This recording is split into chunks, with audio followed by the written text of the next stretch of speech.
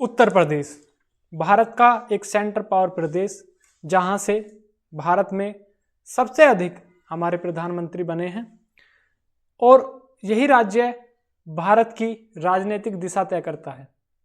क्या आप जानते हैं कि उत्तर प्रदेश अगर एक देश होता तो यह आबादी के मामले में दुनिया का 5वां सबसे अधिक आबादी वाला देश होता।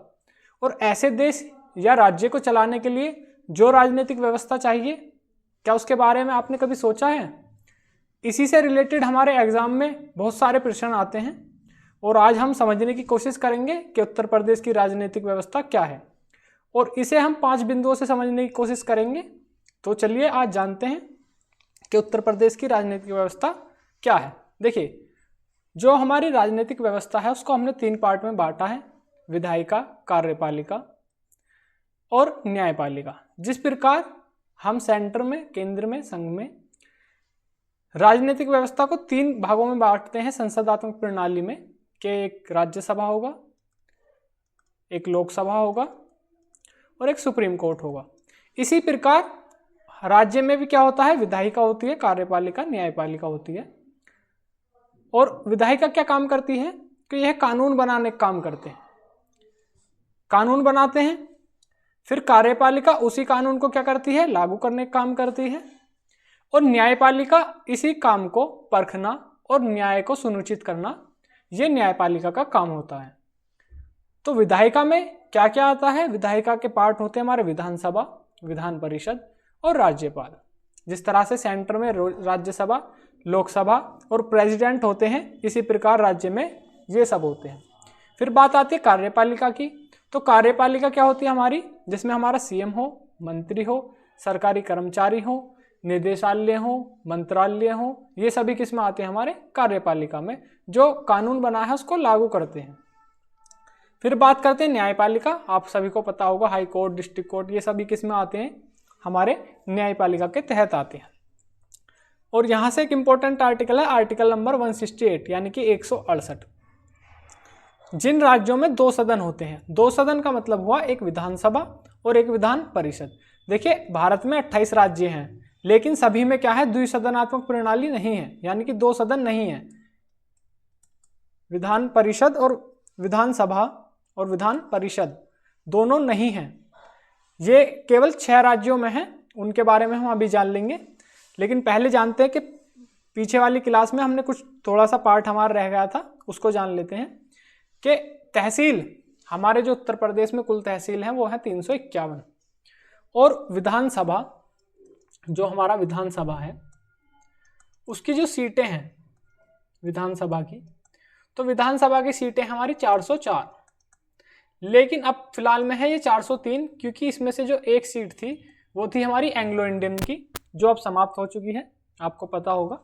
तो इस समय हमारी 403 क्या है? विधानसभा की सीटें हैं। और ये सीटें सबसे ज़्यादा किस जिले में सबसे अधिक हैं? तो आप कहेंगे प्रयागराज में सबसे ज़्यादा तहसीलें हैं और सबसे ज़्यादा विधानसभा की सीटें हैं, यानी कि 12 हैं। और इसी प्रकार सबसे कम विधानसभा सीटें कहाँ पर हैं? आप कहेंगे श्रावस्ती में 2 सीटें हैं, चित्रकूट में 2 सीटें हैं और महोबा में 2 सीटें हैं।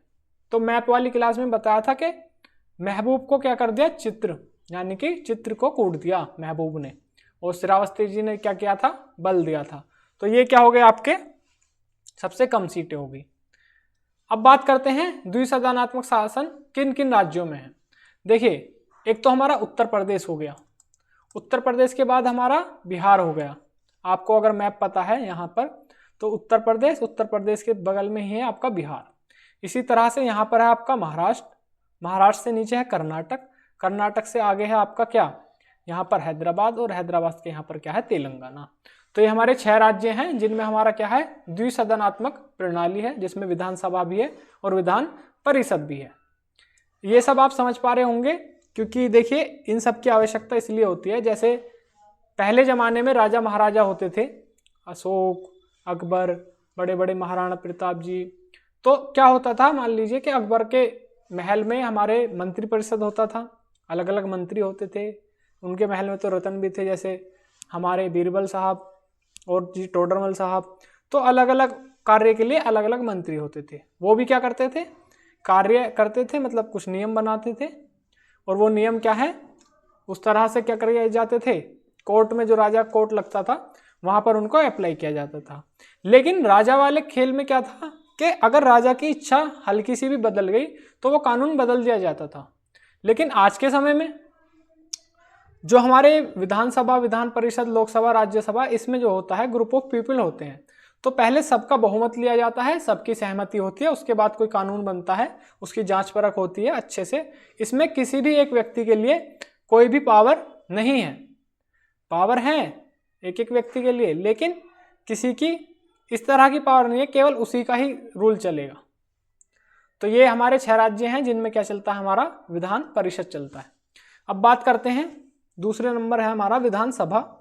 तो विधानसभा में क्या है, हमारी 403 सीटें मैंने आपको बताया, लेकिन उत्तराखंड जो बना था आपका 9 नवंबर 2000 को उत्तर प्रदेश से अलग हुआ था। उससे पहले यहाँ पर 425 सीटें थी, और आज की जो वर्तमान सीटें हैं उनमें से कुछ रिजर्वेशन है, मैं बता देता हूँ आपको कि 84 सीटें तो हैं एससी के लिए रिजर्व, 2 सीट है हमारी एसटी के लिए रिजर्व, और टोटल मिलाकर आपकी 86 सीटें रिजर्व हो गई हैं इनमें से।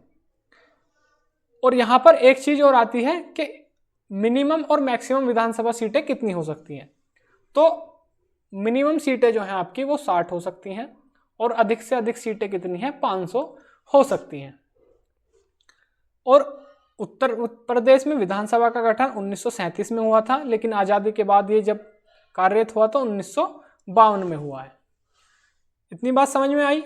और अध्यक्ष का चुनाव सभी को पता होगा कि अध्यक्ष का चुनाव क्या होता है, सामान्य बहुमत से होता है, और वे सदस्य के रूप में ही शपथ लेते हैं, उनमें से ही क्या कर दिया जाता है, आपका चुन लिया जाता है। अब बात करते हैं विधानसभा अध्यक्ष की। देखिए, जो सबसे पहले उत्तर प्रदेश में हमारे अध्यक्ष थे वो थे पुरुषोत्तम दास टंडन जी, और वर्तमान में जो अध्यक्ष हैं हमारे 2022 से वो हैं हमारे सतीश महाना जी। इसी प्रकार जो सर्वाधिक बार बने हैं वो 3 बार बने हमारे केसारी नाथ त्रिपाठी जी और आत्माराम गोविंद खैर। और ऐसे व्यक्ति जो विधानसभा के अध्यक्ष भी रहे हैं और सीएम भी रहे हैं वो है हमारे बनारसी दास जी। आया समझ? चलिए अब बात करते हैं मुख्यमंत्री की। जिस प्रकार फॉर एग्जाम्पल जैसे आपके घर में कोई एक मुखिया होता है, जैसे आपके दादाजी हुए, कोई बड़े बुजुर्ग हुए, आपके पिताजी हुए, या कोई भी जो घर में बड़ा होता है, उसको एक इंसान को क्या किया जाता है, एक मुखिया का पद दे दिया जाता है। मतलब ऐसे नहीं नॉर्मल, वो ऑटोमेटिक होता है सब। तो उसमें क्या करते हैं, जो सबसे फाइनल रूल होता है वो वही डिसाइड करते हैं ना, मतलब जैसा उन्होंने कह दिया तो वही हो गया। तो वो है बिल्कुल हमारे घर के राजा जी। लेकिन प्रदेश में एक मुख्यमंत्री होता है जो इक्विवेलेंट नहीं कह सकते आप, एक राजा की तरह होता है, लेकिन हाँ कुछ कुछ मामलों में होता भी है।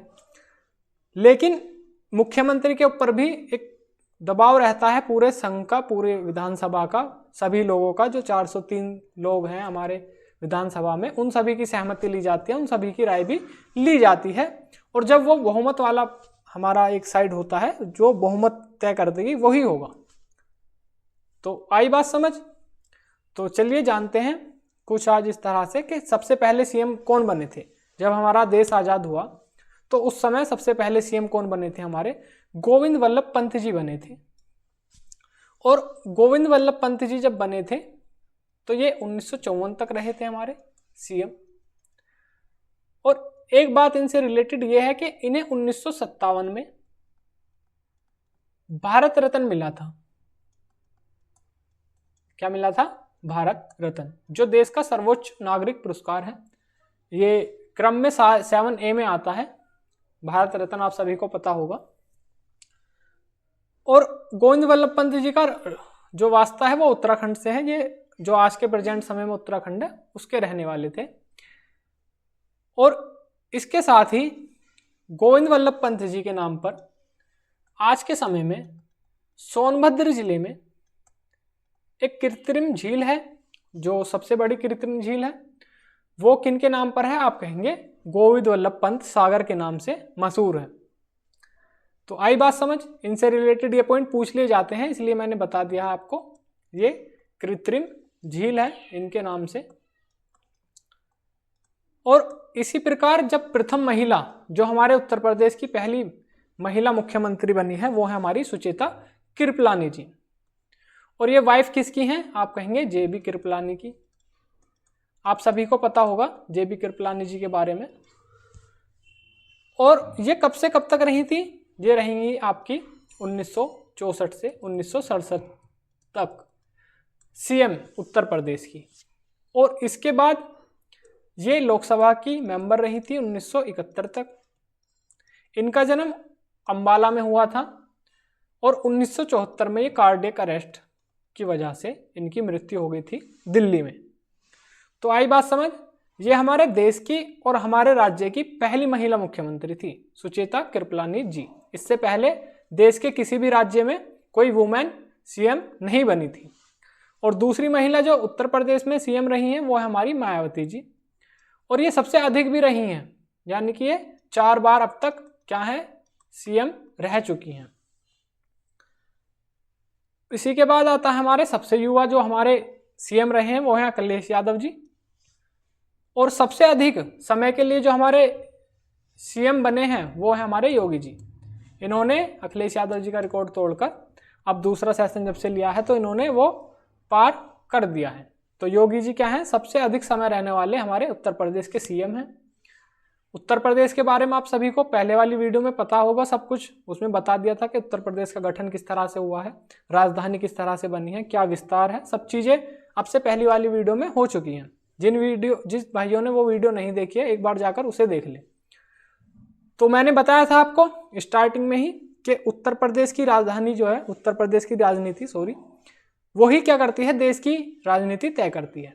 क्यों करती है? क्योंकि यहाँ पर सबसे ज़्यादा लोकसभा की सीटें हैं 80 और राज्यसभा की सीटें हैं यहाँ पर 31। तो ये एक बहुत महत्वपूर्ण रोल प्ले करती हैं।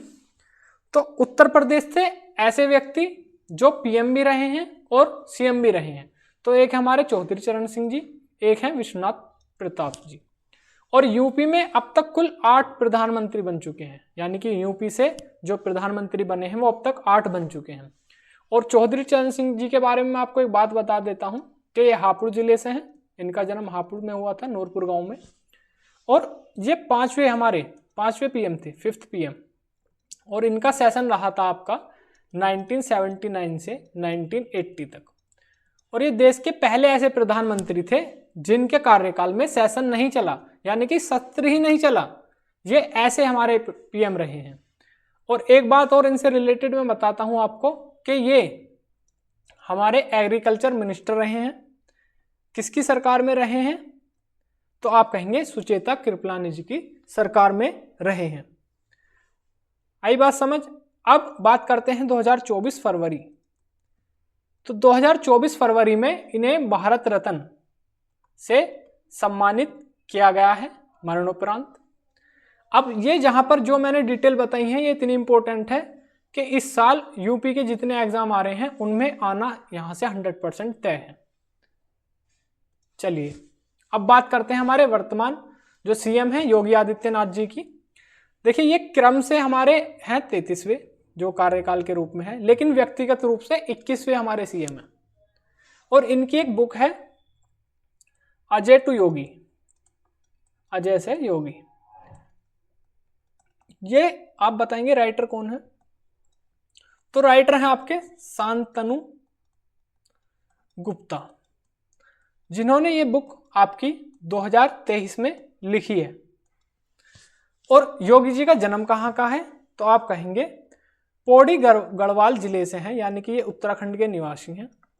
और 5 बार से ये क्या थे आपके गोरखपुर के सांसद रह चुके हैं। बाकी जो इनकी एजुकेशन है वो आप सभी को पता होगा, संस्कृत से एमए जो इन्होंने हमने उससे क्या है विद्यालय से सांस्कृतिक।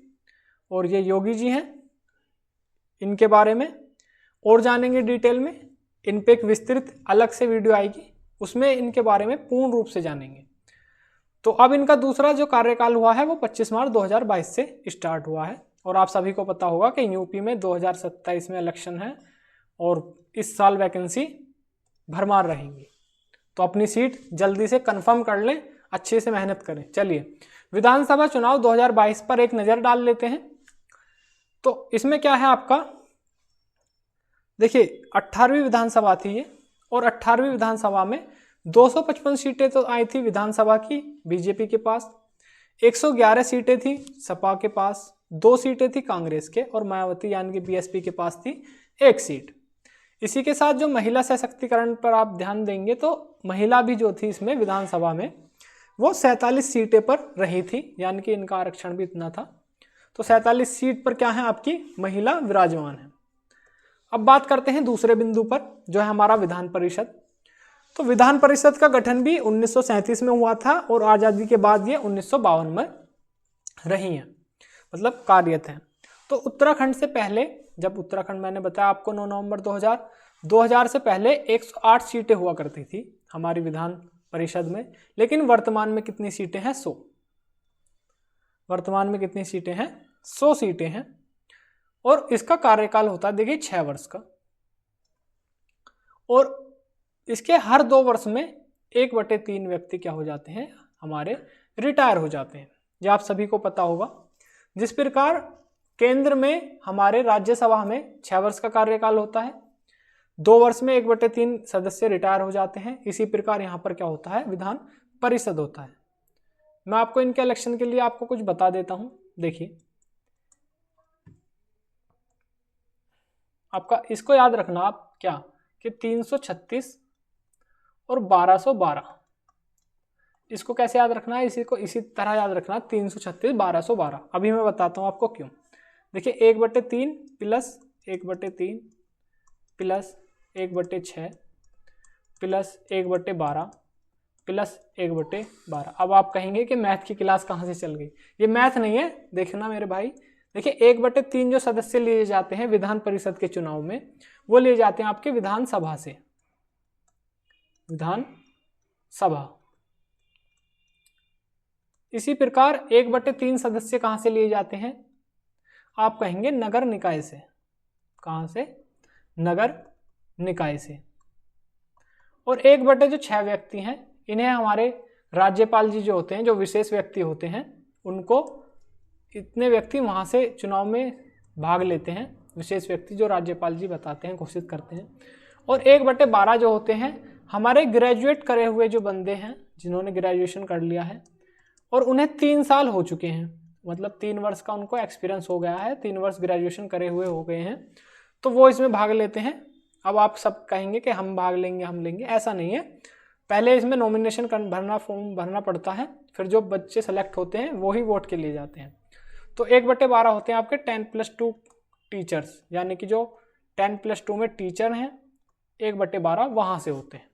तो ये स्ट्रक्चर होता है इनके चुनाव में, जो व्यक्ति चुने जाते हैं इस प्रोसीजर से चुने जाते हैं, यानी कि इलेक्टोरल कॉलेज ये होता है। तो प्रथम सभापति कौन है आपके?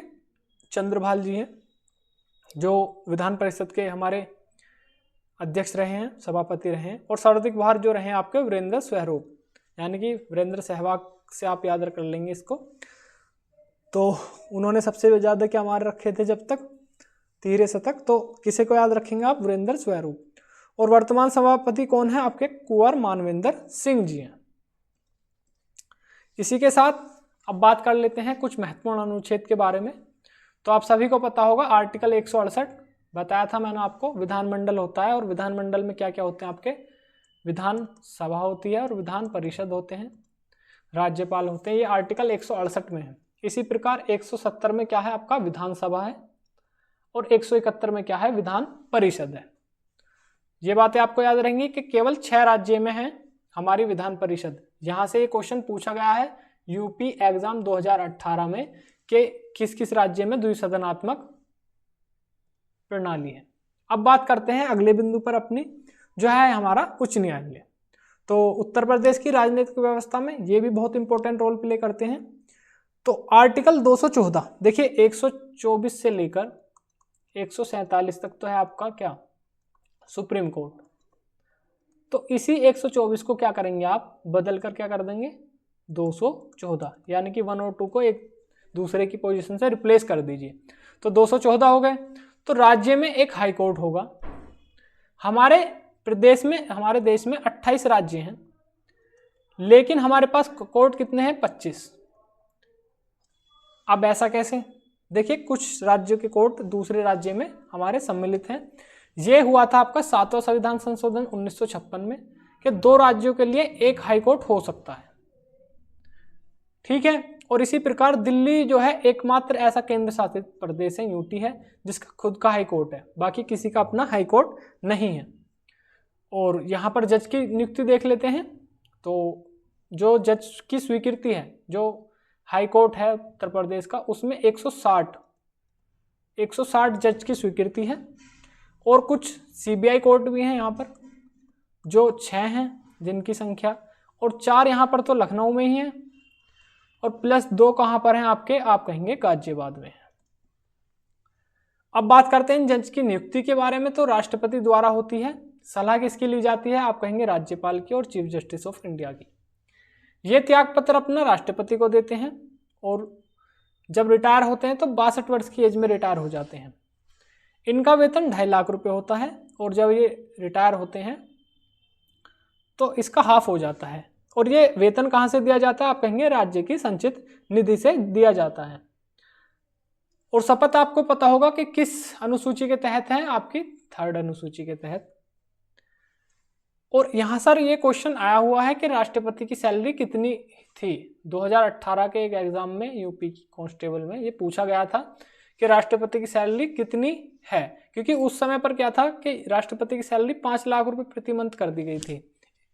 इस बार पक्का है कि जज की, किसी भी जज की क्या पूछी जा सकती है सैलरी, सुप्रीम कोर्ट के जज हो या हाई कोर्ट के जज हो, तो इस बात को ध्यान रखना। अब देख लेते हैं कि हमारा हाई कोर्ट जो है, वो हाई कोर्ट हमारा कहाँ पर है, आप कहेंगे प्रयागराज में है। इसकी एक खंडपीठ यानी कि बेंच कहाँ पर है, एक लखनऊ में है। और इसका जो गठन हुआ है वो 1866 में हुआ था। 1866 में हुआ था, और भारत का ये सबसे बड़ा हाई कोर्ट है, और भारत का 4थे नंबर का हाई कोर्ट बना था ये 1866 में। ठीक है, तो यहाँ पर जो हमारे जजों की संख्या है 160, ये मैंने आपको बता दिया। तो प्रथम जज जो थे हमारे वॉल्टर मॉर्गन थे, और आज के समय में जो हमारे जज हैं वो कौन है, अरुण भंसाली जी हैं। आई बात समझ? चलिए अब देखते हैं अन्य न्यायालय और राज्यपालीय। तो राज्यपाल जो होते हैं हमारे, देखिए पहले बात करते हैं मोबाइल कोर्ट की।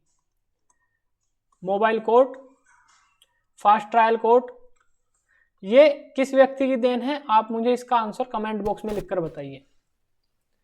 देखिए आर्थिक अपराध, ये 5 कोर्ट हैं, यहाँ पर मेरठ, बरेली, लखनऊ, वाराणसी और आगरा में। इसी तरह से इंडस्ट्रियल कोर्ट हैं, ये कहाँ पर आपके कानपुर, गोरखपुर आदि। और फैमिली कोर्ट की जो स्थापना हुई है 1984 में हुई है। ये बात समझ में आई? ये अलग अलग तरीके के कोर्ट होते हैं, कोर्ट के बिहाफ पे अलग क्लास होगी। देखिए उसमें mobile court, district court, fast trial court, और जी आपके सीबीआई कोर्ट, इस तरह के मतलब काफ़ी सारे कोर्ट हैं, तो वहाँ पर देखना होगा इनको। हमने केवल यहाँ पर क्या करा है, हाई कोर्ट को समझा है थोड़ा सा। तो चलिए अगला देखते हैं आपके राज्यपाल। 153 आर्टिकल। 152 में क्या होता है, आप कहेंगे राज्य की परिभाषा। और 153 आर्टिकल में क्या होता है कि प्रत्येक राज्यपाल के लिए, प्रत्येक प्रदेश के लिए, राज्य के लिए एक क्या होगा, राज्यपाल होगा।